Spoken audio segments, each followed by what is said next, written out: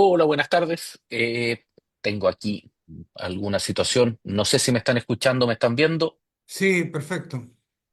Perfecto. Bien. Entonces, a ver, conversar de las elecciones en Estados Unidos es un proceso bastante más complejo y bastante más enredado de lo que parece. Probablemente todos ustedes han escuchado en reiteradas ocasiones el hecho que no tienen un sistema de elecciones directo, digamos, sino que tienen un sistema por colegio electoral. Y eso surge esencialmente del carácter experimental que tiene la democracia norteamericana. Y eso merece un cierto contexto histórico antes de entrar en materia en estas elecciones en particular. El primero de los elementos centrales es que cuando Estados Unidos se independiza en 1776. Lo hace esencialmente desde la perspectiva del experimento social.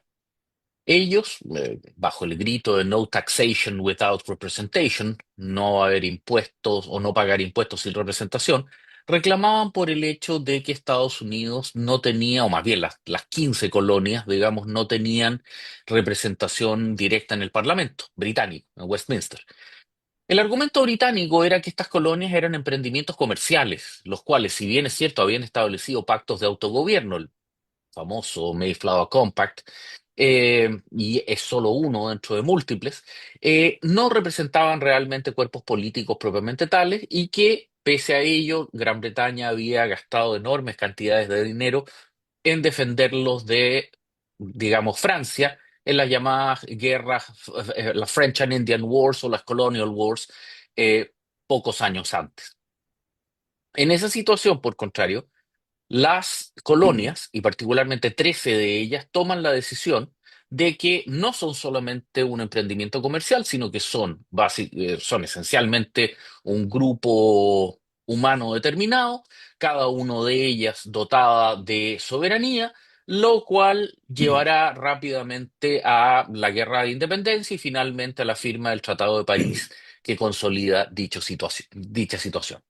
Si ustedes leen la Declaración de Independencia norteamericana o el prólogo a la Constitución que se promulga en Filadelfia en 1787, es básicamente tener una marcada conciencia de que lo que están haciendo es un experimento racionalista en plena era de la Ilustración.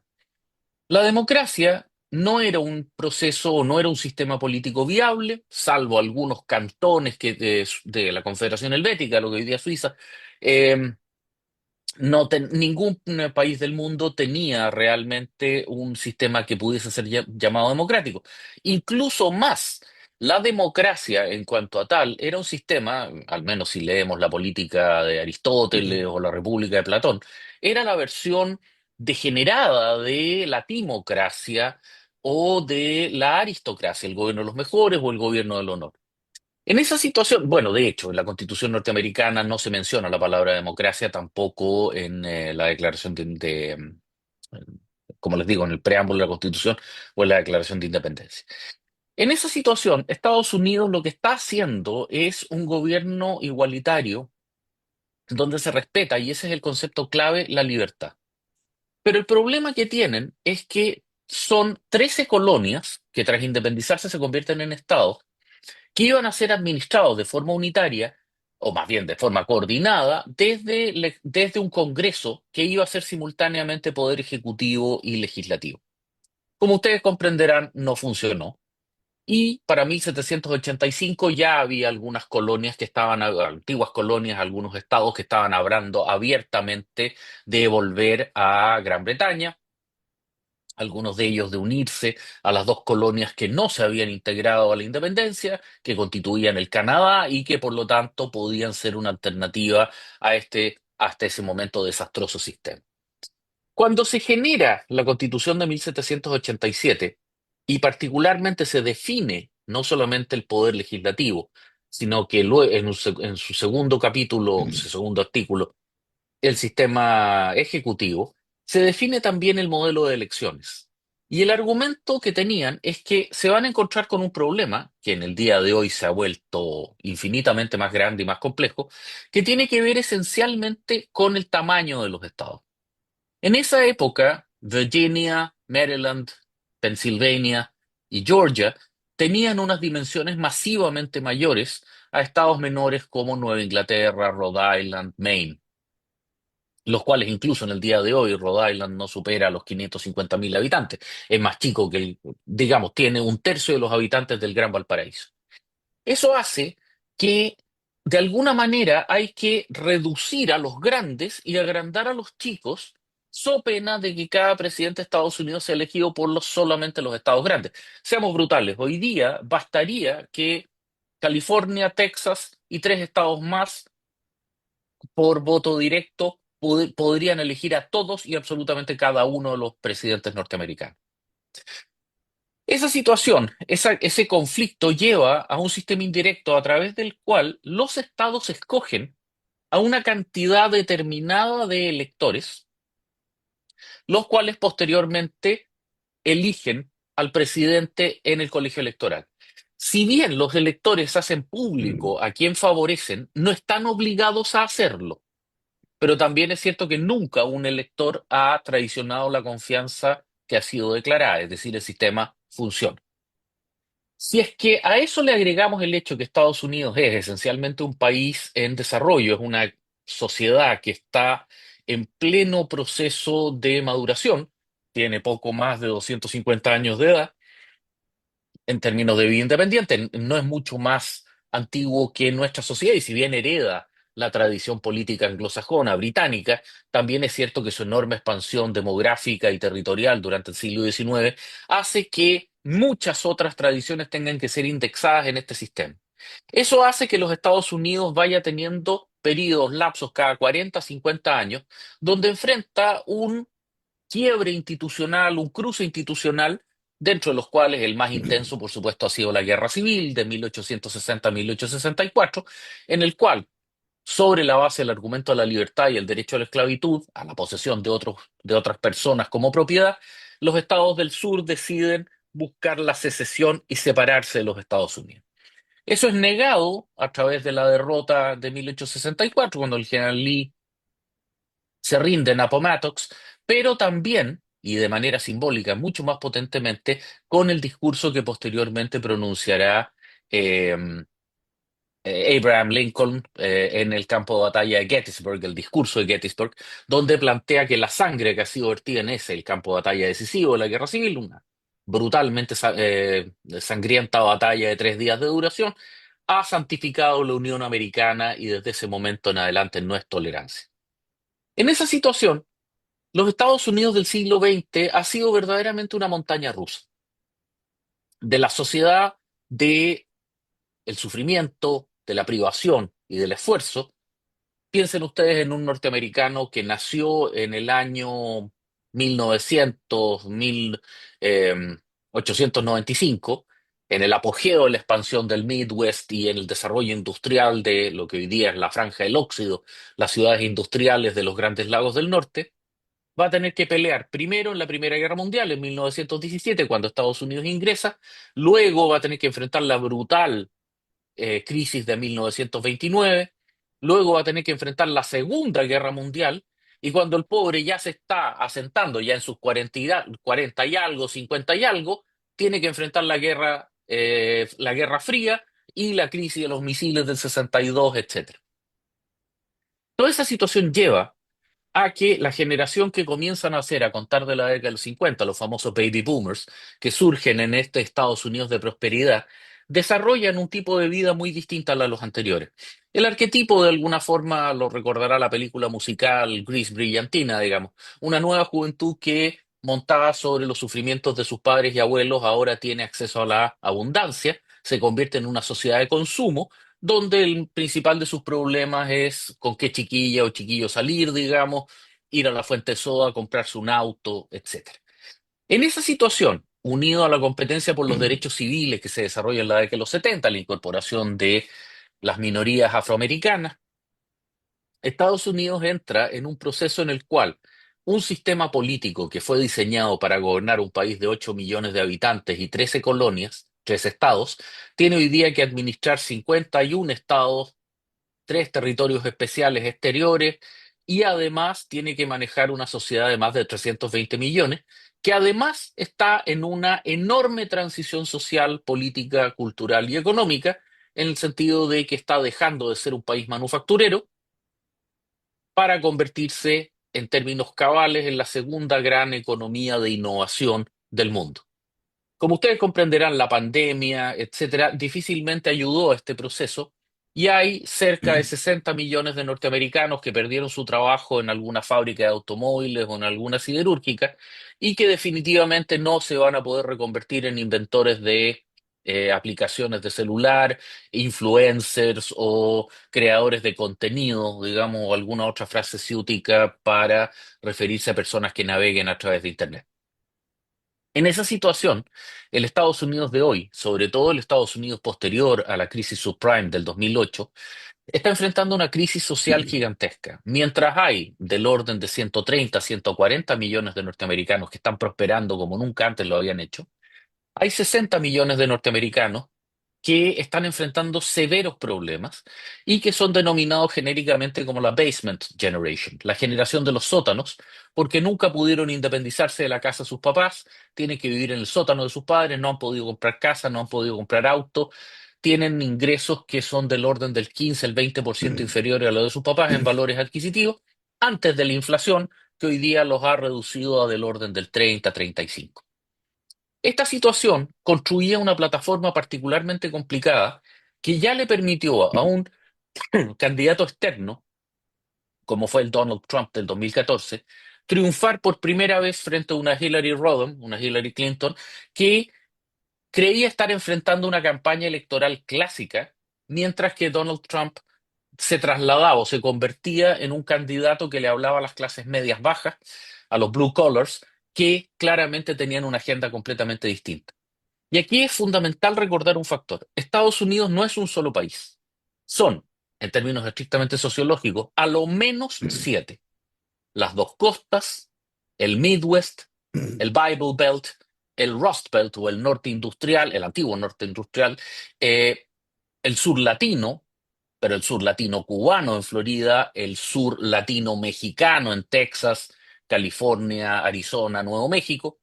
Todos ellos son sociedades con intereses completamente distintos, con visiones y valoraciones completamente diferentes, y que además tienen el desafío de que el comportamiento de las de las distintas culturas de migrantes ha sido dramáticamente diferente. Un solo dato que yo sigo ya desde hace algún par de décadas: en el año 2005, los latinos ya tenían una sobrerepresentación en términos de cargos de elección popular por oposición a su demografía de 1,8. Incluso pese al aumento del migrante latino, hoy día esa proporción ha crecido al 2,2. Es decir, hay 2,2 latinos ocupando cargos políticos por sobre lo que le correspondería por tajada electoral. Por contra, la comunidad afroamericana en los últimos 25 años ha sido brutalmente golpeada, como les digo, por la crisis asiática y posteriormente por la crisis subprime, ha descendido de tener una representación de 0,8 a apenas 0,6.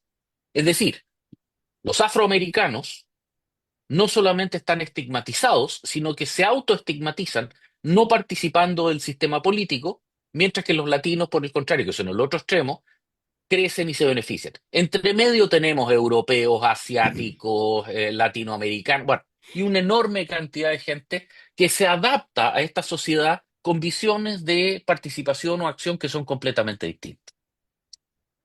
Sin querer latear demasiado, por favor, este era el Estados Unidos original. Noten, por favor, la diferencia entre los tamaños de estados como Rhode Island acá y Georgia, North Carolina, Virginia, o lo que va a ser este territorio no organizado que es el actual Ohio. Y aquí las densidades poblacionales que reflejaban esta situación. Y luego aquí tenemos el sistema político, que recordemos es el primero de Occidente, donde se genera el sistema de separación de poderes, donde el eje es el Congreso, teniendo una rama ejecutiva con el presidente y un poder judicial fuertemente interconectado. ¿En qué se diferencia este sistema? Que como Estados Unidos nace de una confederación, de una asociación de 13 colonias, de 13 estados, lo federal les nace de manera natural y por lo tanto no tienen mayores problemas en tolerar la existencia de un gobierno federal superior a ellos. De alguna manera, el rol de tapar hoyos en las calles le corresponde a los gobernadores estaduales, mientras que el gobierno federal se preocupa de los grandes temas de carácter nacional. Y en ese sentido, los controles y balances que existe entre el Congreso y el presidente, sobre todo después de de la Constitución de 1787, son enormes. Por ejemplo, toda modificación de impuestos tiene que ser legislada y tiene que entrar a través de la Cámara de Representantes, el equivalente a la Cámara de Diputados. Todo lo que es la conducción de la política exterior tiene que ser manejada a través o en coordinación con el Senado. El presidente no es el dueño de la política exterior. Y todos ellos son controlados por la Corte Suprema Federal, que actúa además como tribunal constitucional y que tiene la capacidad de control sobre todos los anteriores, con un grado de latitud y un grado de autonomía que a nosotros los latinoamericanos nos parecería poco menos que inaudito. Esto hace que las elecciones presidenciales y particularmente parlamentarias adquieran un carácter de poder gigantesco porque es mucho mayor y mucho más amplio que el que tiene, por ejemplo, un poder o un presidente latinoamericano elegido sobre el sistema del civil law continental europeo, donde quizás el presidente tenga mucho poder, pero en áreas perfectamente delimitadas.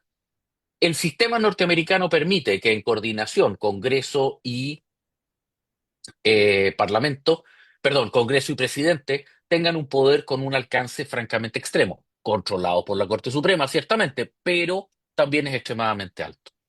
En ese sentido, nosotros vemos aquí en el artículo segundo, sección primera de la Constitución norteamericana, que el Poder Ejecutivo va a ser entregado al presidente, que él va a tener un periodo de 4 años donde puede ser elegido o reelegido por una sola vez y que es elegido en tándem con un vicepresidente.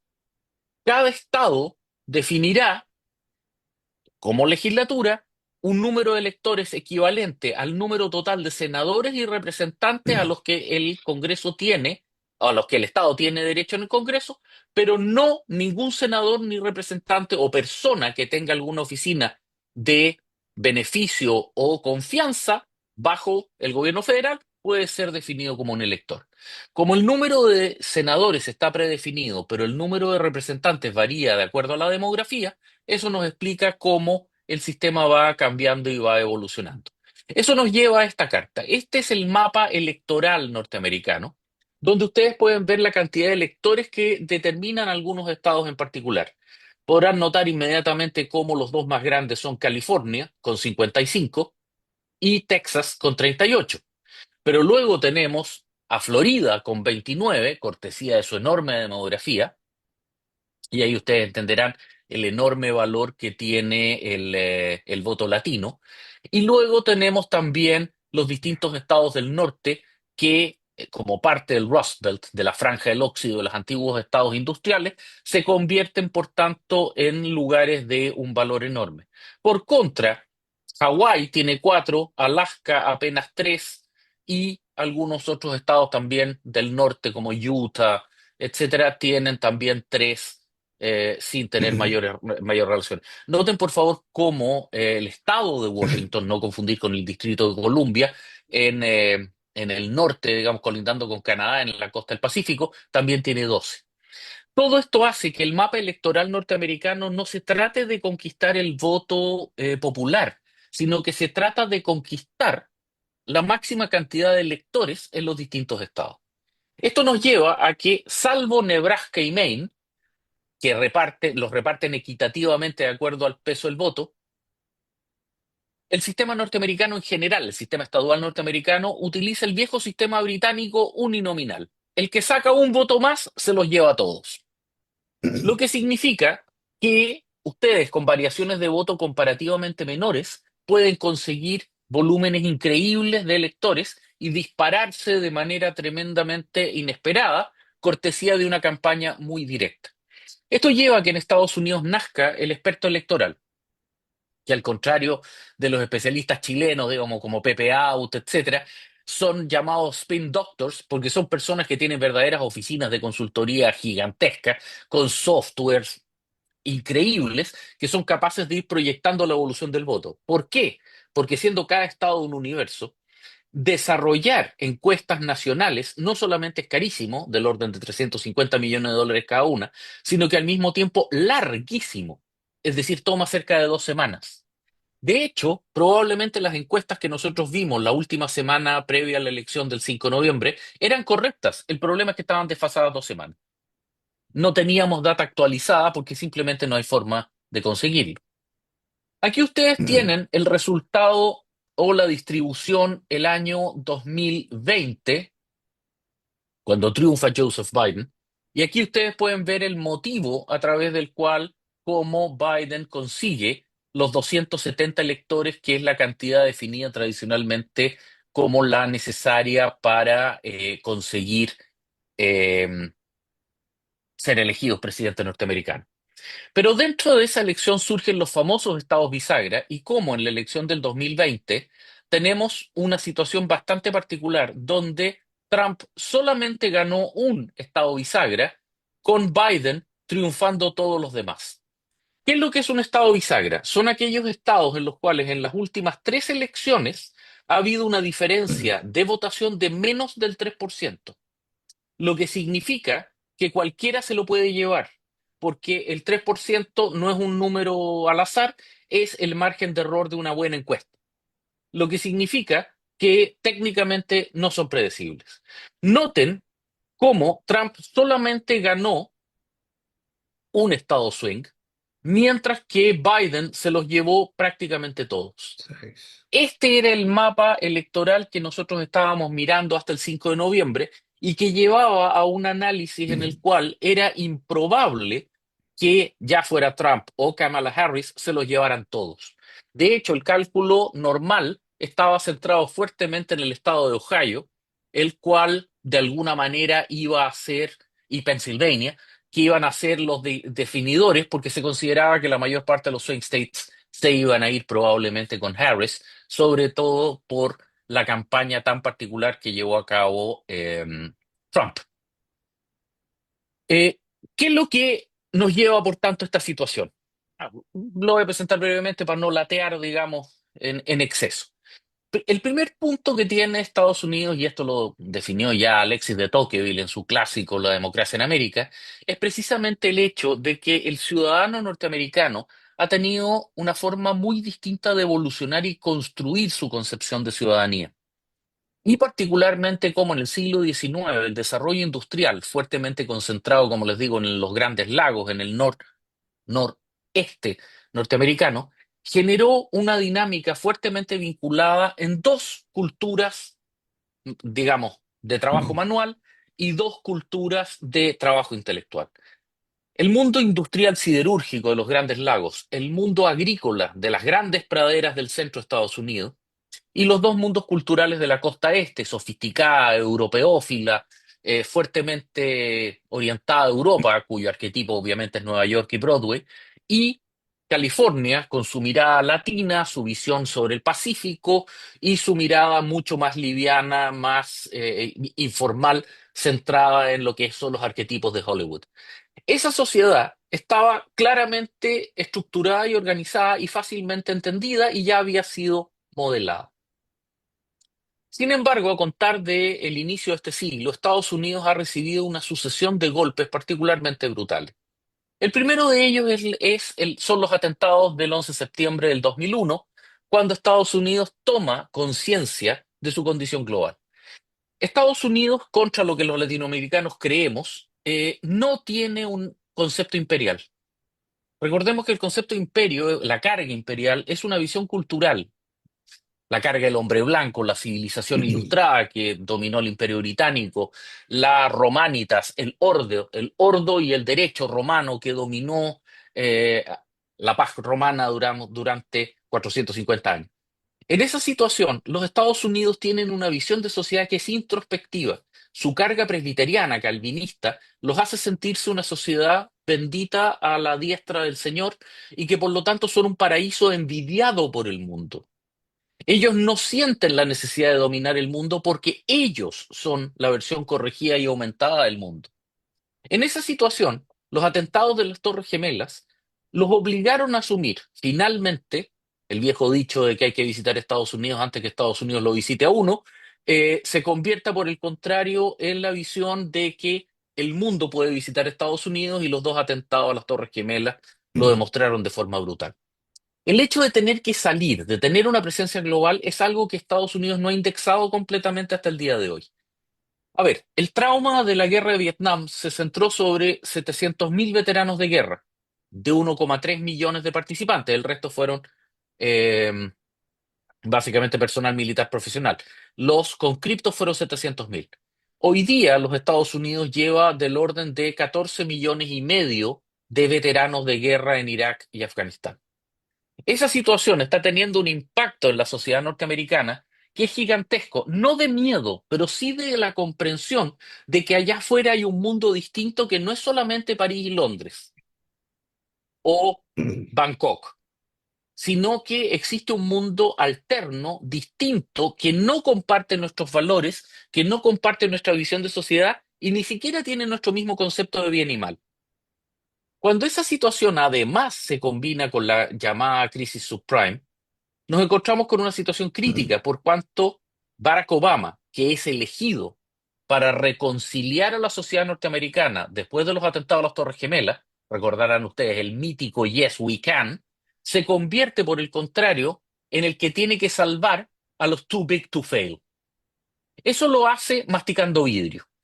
Barack Obama era un senador joven, había tenido apenas un periodo en Capitol Hill como senador federal, no tenía las redes, los contactos ni tampoco el conocimiento internacional para tener un cargo como el que llegó a tener. Esa situación llevó a que Estados Unidos comenzara a quebrarse internamente. Surgieron grupos radicalizados de lado y lado, recordarán ustedes al infausto Tea Party de Sarah Palin y al frente The Quad de Alexandria Ocasio-Cortez, generando una ruptura en la lógica del Parlamento norteamericano que estaba tradicionalmente organizada sobre la base de la cooperación. A ver, la Cámara de Representantes, la Cámara de Diputados norteamericana se renueva cada 2 años. Y una de las razones de que hace eso es que los que la ocupan no son políticos profesionales, sino que son personas normalmente maduras que le devuelven a Estados Unidos, le devuelven al país el éxito que han tenido en sus estados. Es algo de hacer como una suerte de servicio país, de ir un par de años a devolver lo que uno ha recibido. Con la llegada de estos grupos radicalizados, la Cámara se convierte en un campo de batalla.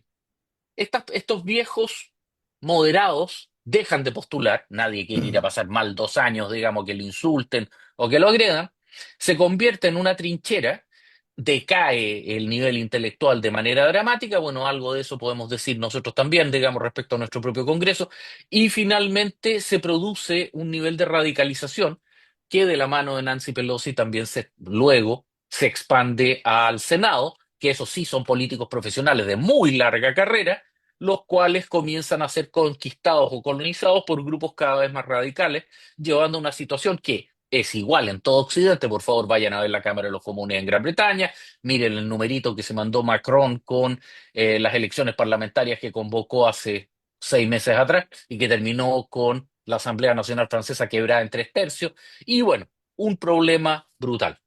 En esa situación, en medio de este mare magnum, es que surge este exótico personaje llamado Donald Trump. Nadie daba 2 centavos, creía que él se estaba presentando como otro más de la multiplicidad de candidatos que entran a las primeras 2, 3 fases de postulación antes de ser eliminado o abandonar la carrera, antes de que siquiera se llegue al caucus, a la convención partidaria, digamos, donde se lo iba a escoger. Pero la diferencia es que Trump hizo las tareas. Y como empresario, el tipo utilizó Big Data, es decir, sus spin doctors, sus analistas electorales, determinaron qué necesidad tenía, hicieron un mapa electoral espectacular, determinaron las necesidades de las comunidades donde podían producir cambios sustanciales, definieron los temas que necesitaban y el tipo fue para allá a decir lo que tenía que decir. Se asoció con candidatos al Congreso, muchos de ellos no demasiado populares, que estaban dispuestos a asociarse con él y finalmente terminaron armando una máquina que resultó ser indestructible y que demolió al liderazgo de Hillary Rodham, Hillary Clinton, prácticamente de forma inapelable. Hillary Rodham obtuvo más votos, obtuvo 3 millones más de votos populares, pero al no haber aplicado una dinámica de análisis territorial, significa que Trump consiguió los electores y de manera inesperada pasó a ser presidente. En ese sentido, queda hasta el día de hoy la gran duda de la intervención rusa. El GRU, la inteligencia estratégica del Estado Mayor Conjunto, la Stavka rusa, tiene uno de los mejores departamentos de ciberguerra y hackeo a nivel global y ellos intervinieron activamente en esta elección y en la anterior. La verdad es que intervenían siempre. Pero tienen un mecanismo de acción que es bastante sofisticado. Ellos no actúan a favor del candidato que quieren, sino que torpedean localmente a los adversarios a los que no quieren que triunfe. De alguna manera, viendo a una Hillary Clinton que no estaba haciendo una campaña inteligente en el sentido de reconocer la realidad de lo que requería la sociedad, the ways of the land, los usos de la tierra, aprovecharon de polarizar esa situación, radicalizándola y generando un escenario donde se extendían o se intensificaban las tonteras que decía y se reducían las cosas inteligentes que planteaba. En ese sentido, cuando Trump triunfa, se genera una dinámica en que el Partido Demócrata entra en negación y en una visión prácticamente inaceptable.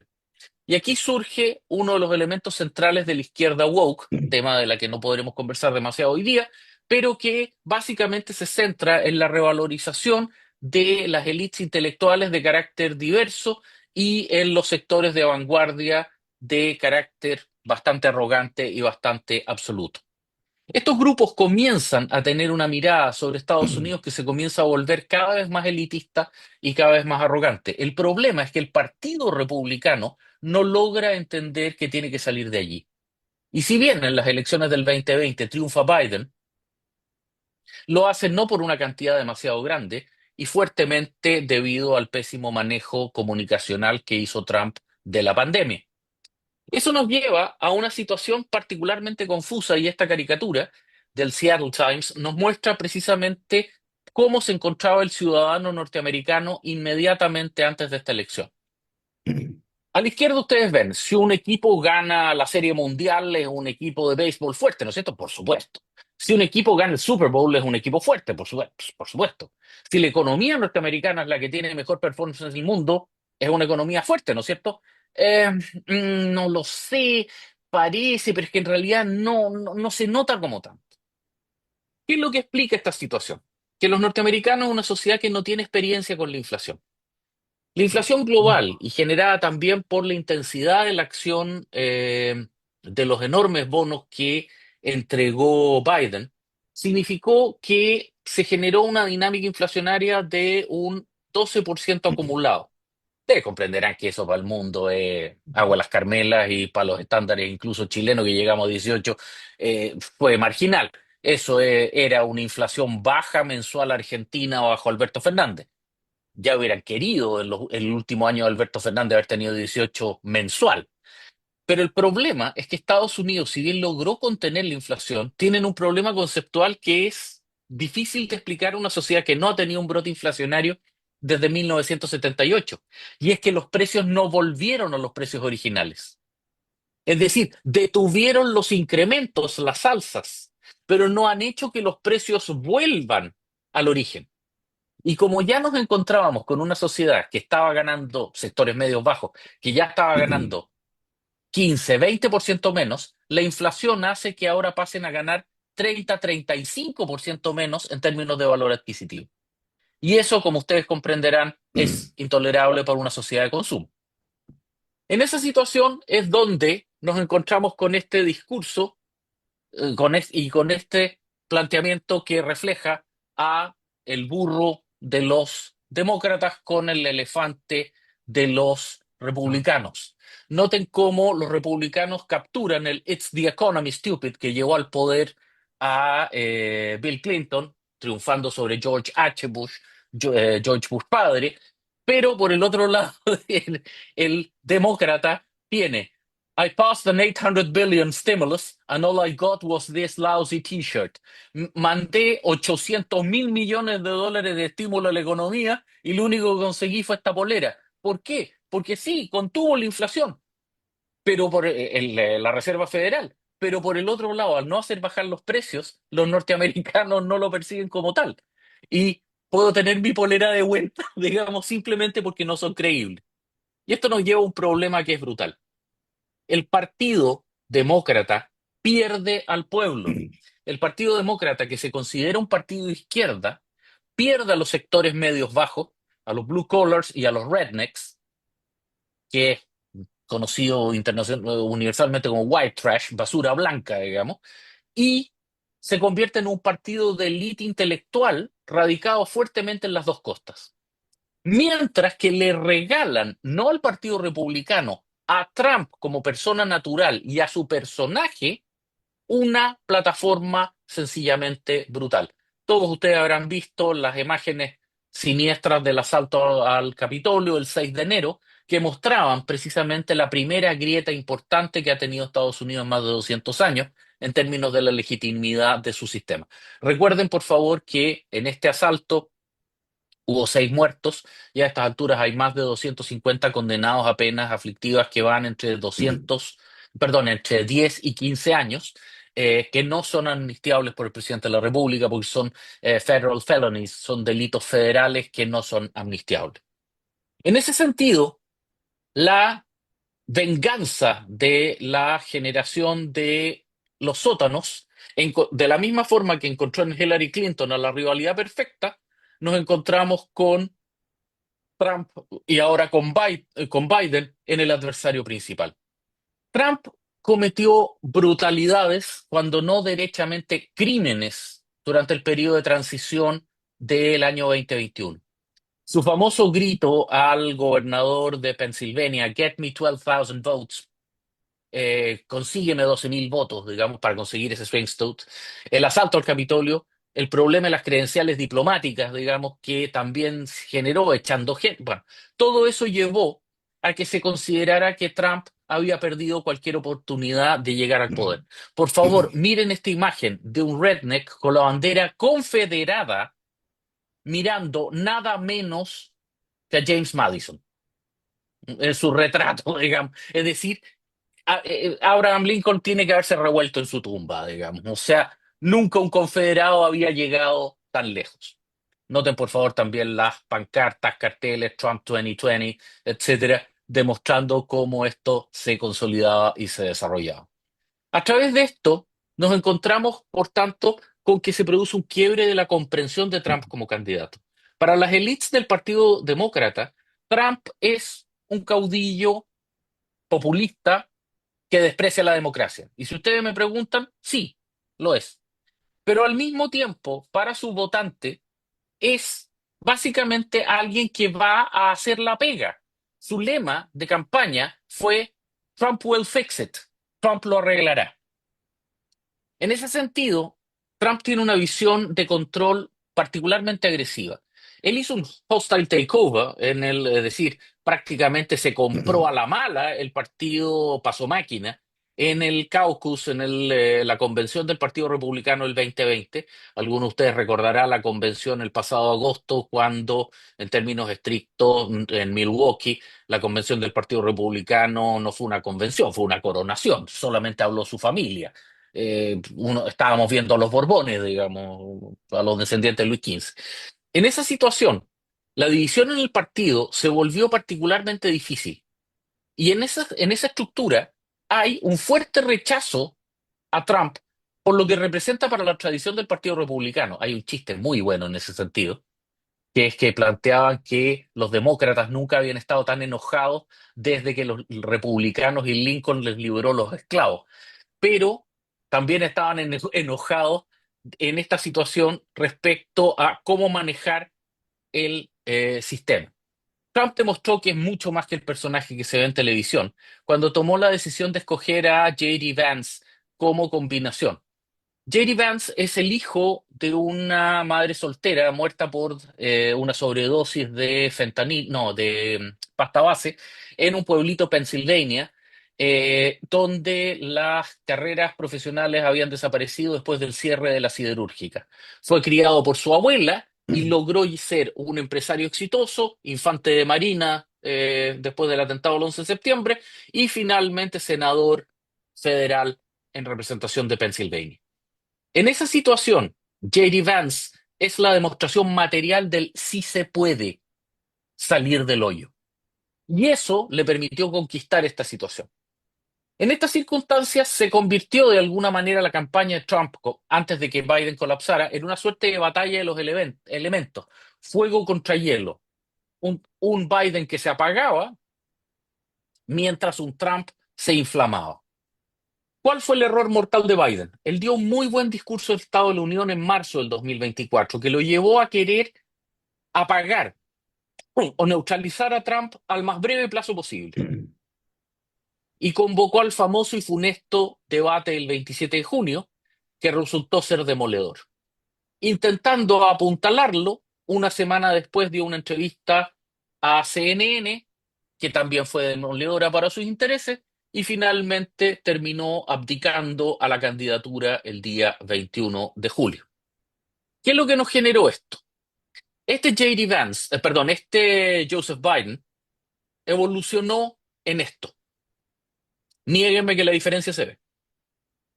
Y claramente dejó un vacío de poder que, para peor, tuvo que enfrentar al momento Iwo Jima de Donald Trump después del atentado de Pensilvania. Noten, por favor, esto, si lo hubiese, si fuese un encuadre para una película, nadie la creería. La cara ensangrentada, con trazas de sangre en sus mejillas, que salpicada de la oreja, encuadrado por la bandera, por agentes de seguridad que tratan de protegerlo, mientras su mano parece sostener la bandera y él grita, fight, fight, fight. Como ustedes comprenderán, desde este momento Trump tenía la elección ganada. Por favor, compárenla famoso izamiento, si bien no es cierto, no es el momento original, pero en la foto que está reproducida en una estatua en el cementerio de Arlington, y es quizás el momento épico de la Armada, de la Infantería Marina norteamericana en el asalto y toma de Iwo Iwo Jima Jima. en el Monte Soriohachi, digamos, reflejando, digamos, Our Finest Hour, parafraseando a Churchill. En ese sentido, no es mayor casualidad que en el caucus de Milwaukee la foto de Trump en Pensilvania abarcara todo, ocupara todo, o sea, el manejo y por supuesto encuadrando la entrada de la Casa Blanca. O sea, el tipo que diseñó esto es un profesional que probablemente venía a diseñar los actos del Super Bowl o la ceremonia de los Oscars, digamos. O sea, estamos hablando de el original, digamos, the real deal. Aquí ustedes tienen a J.D. Vance. Noten, por favor, cómo el tipo se ha cultivado, se presenta frente a sus banderas. El libro, que obviamente fue un, digamos, un blockbuster completo, lleva 3 años ya, o un poco más incluso, como bestseller en la lista del New York Times. Y finalmente se convirtió también en una serie de Netflix, que dicho sea, de 7 capítulos, que dicho sea de paso está disponible para nosotros, donde una Glenn Close irreconocible, digamos, hace de la abuela que lo crió. Noten por favor nada menos que con música de Hans Zimmer. Es decir, digamos, ustedes no pueden conseguir show business más potente que esto. ¿Mm? Por contra, cuando esto colapsa, Joseph Biden tiene que renunciar, lo hace frustrado, lo hace enojado, pero lo hace olvidando que él había prometido, en virtud de su edad, gobernar un solo periodo y cederle el segundo periodo, abandonar la reelección a Kamala Harris. ¿Por qué no lo hace inicialmente? Bueno, porque Kamala Harris tuvo una performance como vicepresidenta que fue un poquitito menos que discreta. No fue realmente efectiva y generó una molestia importante. ¿Cuál es el problema? Básicamente ella es quizás aún más un reflejo de la élite intelectual que la propia Hillary Clinton. Hillary Rodham es una WASP, White Anglo-Saxon and Protestant. Estudió en Harvard, brillante intelectualmente, pero es un hijo de digamos, las élites americanas tradicionales, que es inescrutable para la enorme mayoría de las minorías norteamericanas.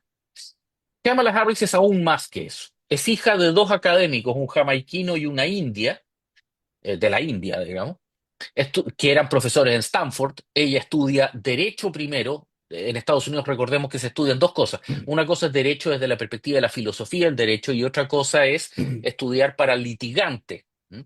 Que es una carrera más corta. Luego ella es fiscal de distrito y se convierte en política demócrata, digamos, desde esta perspectiva de élite. Sí, ella es morena, es de raza mezclada, pero es claramente una representante de la élite globalizada que le toca, le prende una vela a cada una de las conspiraciones y conspiranoias que van desde el terraplanismo hasta los chemtrails, los antivacunas y los, digamos, convencidos del gobierno de la ONU, que hacen que sea prácticamente imposible que gobierne.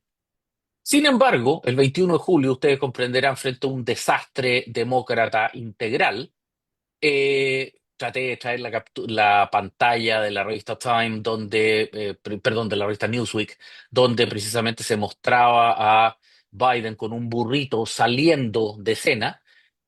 Claramente generaba un desafío y un problema gigantesco. No necesito explicar que el suspiro de alivio y ríos de dinero que llegaron a apoyarla generaron una ola de esperanza, pero hay que reconocer que un semanario muy interesante, de sensibilidad de centro izquierda, digamos, liberal, como la definen en Estados Unidos, demócrata, The Atlantic, lo planteará en el primer minuto de manera explícita. Esto es, a last-ditch effort or a serious contender. Es decir, Kamala Harris, ¿es un intento de morir con dignidad o es realmente una competidora eficiente? Claro, el sistema se rearticula, el sistema funciona, Kamala Harris comienza a ser una candidata competitiva y sobre todo porque el primer mes y medio tiene de alguna forma el efecto de demostración.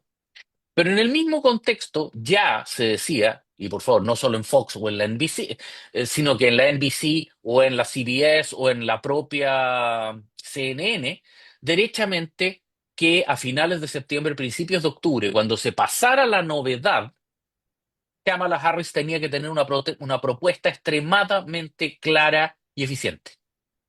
Ella era competitiva, ella tuvo la pelota delante del arco, pero se la farreó. ¿Cómo?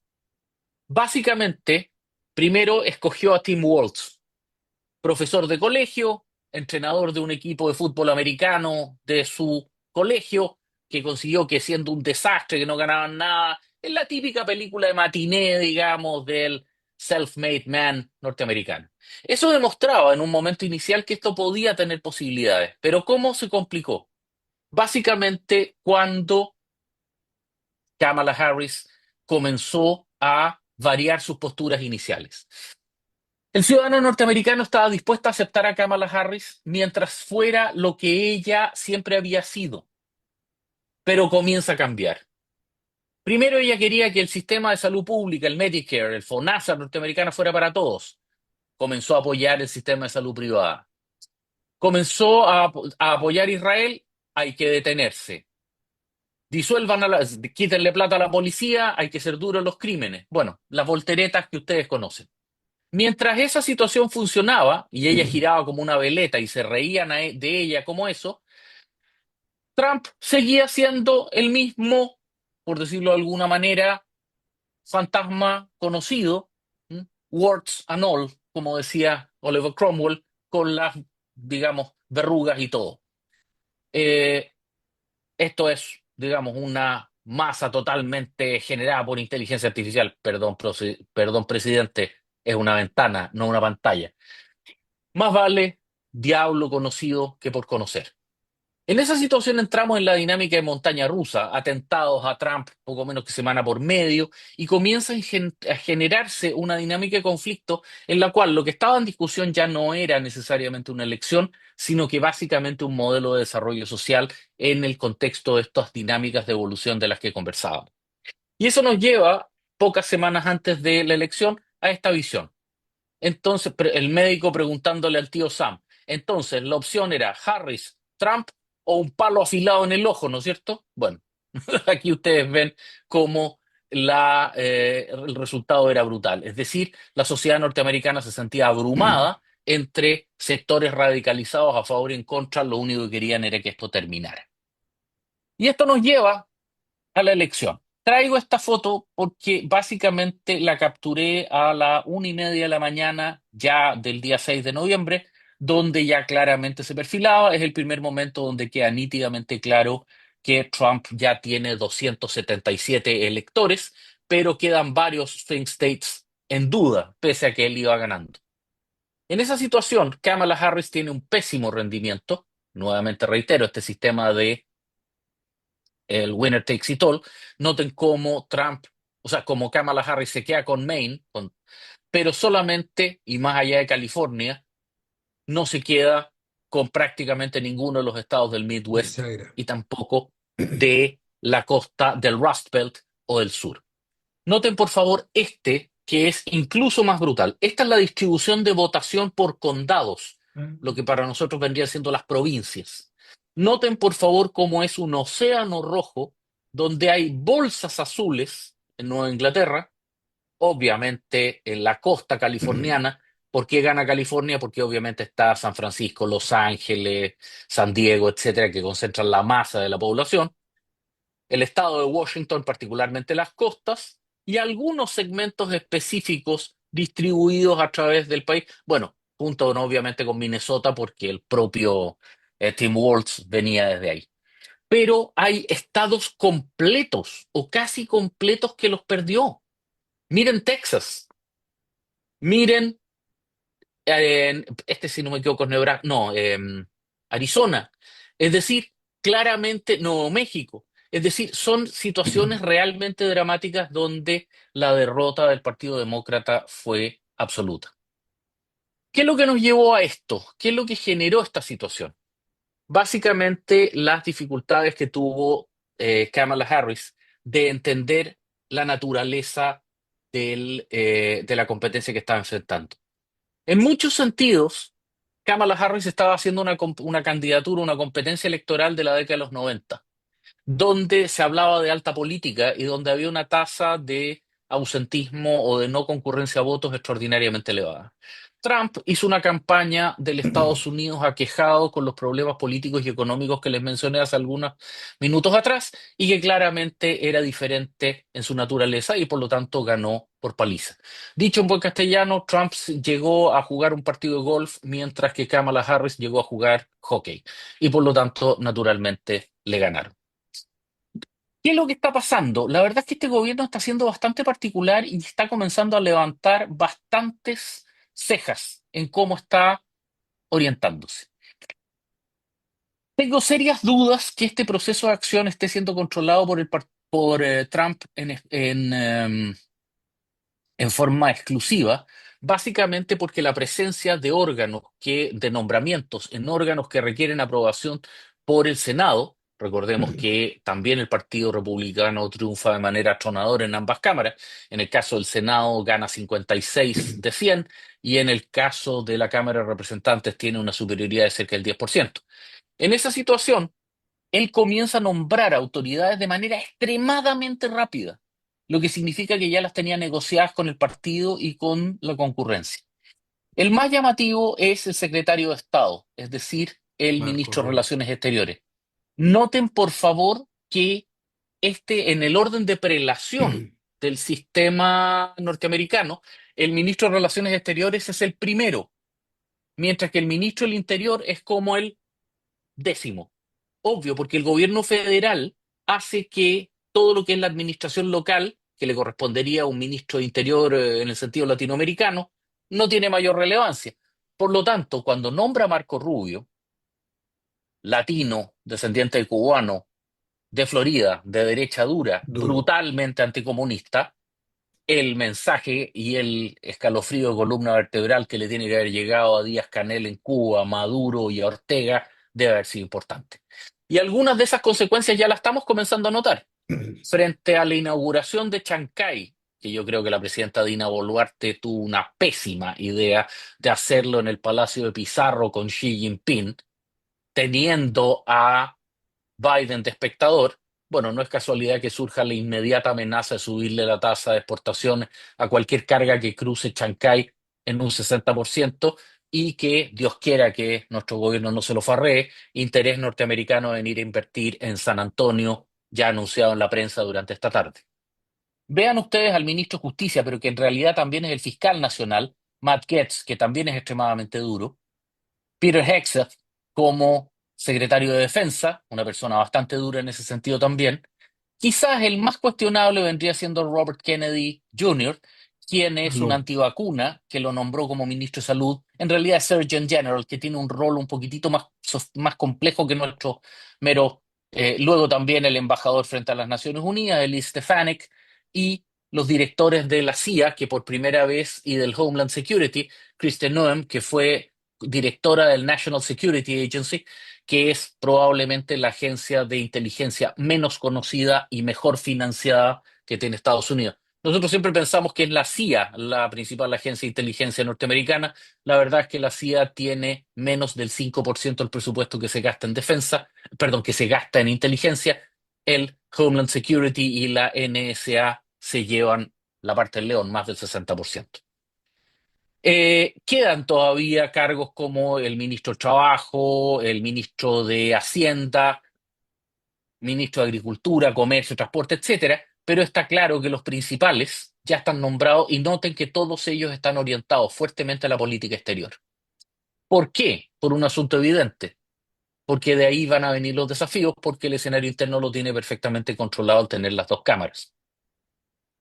En cargos donde no se requiere confirmación, es decir, que los nombra él de manera directa, tenemos obviamente a el vicepresidente J.D. Vance, que corrió en combinación, la jefa de gabinete, Susie Wiles, que es claramente F una campaña. figura brillante y a la que va a haber que prestarle mucha atención, porque, por favor, no es una mera secretaria, ¿no? Es una figura con mucho poder y con mucho calibre por derecho propio.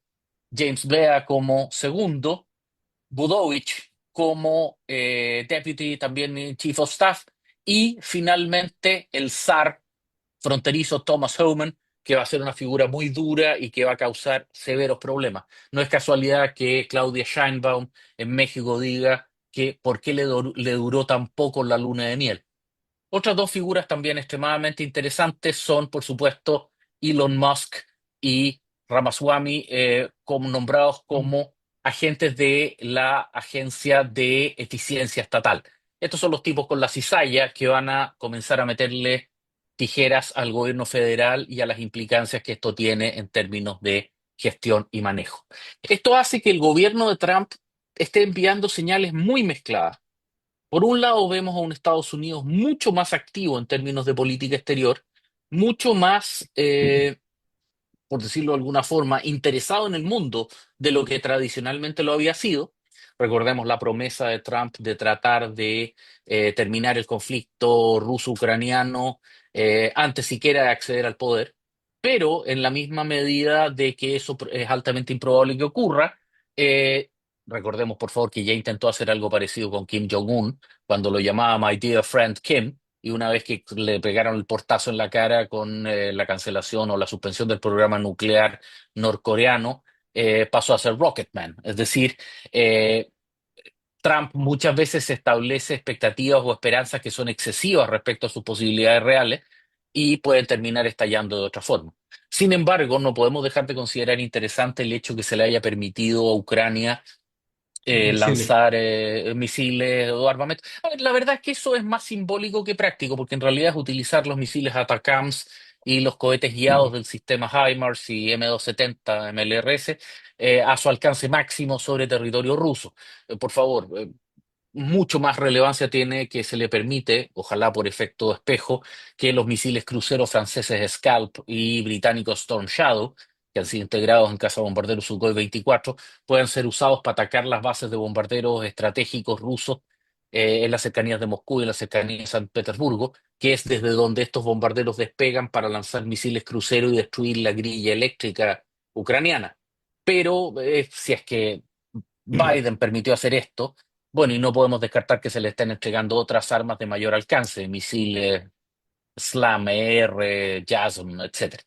En medio de toda esa situación, claramente este Trump pareciera ser que va a ser bastante diferente y si bien es cierto, todo indica va a ser una montaña rusa, por lo menos nos cambió el recorrido. Por lo tanto, va a ser tremendamente interesante ver si es que Trump aprendió y va a aceptar en esta ocasión que figuras de tanto peso específico como Susie Wiles o tanto peso político como J.D. Vance y van a intervenir y quizás digamos, morigerar un poquitito a Homan o a otros de los liderazgos más potentes en los otros sentidos. Va a ser interesante ver cómo va a evolucionar esto. Ciertamente esto va a ser una dinámica de choque de trenes, pero les reitero, los anuncios norteamericanos respecto a la inauguración de Chancay, primero en la APEC y ahora en el G20 en Río de Janeiro, nos muestran que esto va a ser bastante sacudido y si ustedes me preguntan a mí, yo prefiero estar con Estados Unidos. Por favor, todos tenemos los recuerdos de lo que fue la enmienda Kennedy, etcétera. Pero con todo el respeto al caso, pero entre estar alineados con una democracia como la norteamericana y una sociedad asiática colectivista de partido único, que en el primer artículo de su constitución se declara marxista y leninista, como ustedes comprenderán, no hay muchas dudas de a dónde yo personalmente prefiero ir. Terminando ya, para no latear más. Trump como presidente 47 es una enorme incógnita, pero ciertamente va a ser un presidente con mucho más acción internacional que los anteriores, por lo menos desde el gobierno de George H. Bush. Las perspectivas para el mundo de una y otra opción eran claramente diferentes. Vamos a tener un presidente conservador, con una agenda conservadora, que no va a tener dudas de analizar. Eso nos va a obligar a tener una interpretación bastante fina de lo que va a ser la prensa internacional sobre Trump. Porque evidentemente una persona que triunfa con la mayoría de votos que triunfó sobre Kamala Harris, por primera vez un presidente eh, republicano triunfa no solamente en el colegio electoral, sino que también en el voto popular desde Reagan, es un mensaje muy potente que la sociedad norteamericana le está transmitiendo a, el Partido Demócrata. Y tanto el Partido Republicano, de manera más discreta, como el Partido Demócrata están iniciando lo que ellos llaman el Party Reset. Como Trump ya no puede volver a elegirse y J.D. Vance es una persona que estaría más cercano al riñón republicano, claramente tendrían una mecánica, tendrían un sistema que podría proyectarse. Pero el Partido Republicano va a tener una serie de reuniones que van a resultar extraordinariamente desafiantes y extraordinariamente complicadas de aquí en adelante. Y por lo tanto, bueno, ahí queda abierta la gran disyuntiva de cómo lo van a manejar y cómo lo van a estructurar. Por favor, esto es lo que podría haberles mencionado hoy día. Agradecerles, por favor, su atención y su interés y quedo completamente a la disposición si es que hubiese alguna pregunta, comentario o algo que pudiese contestarles en un tiempo razonable. La idea tampoco es latearlos de manera permanente o brutal esta noche para peor del lunes.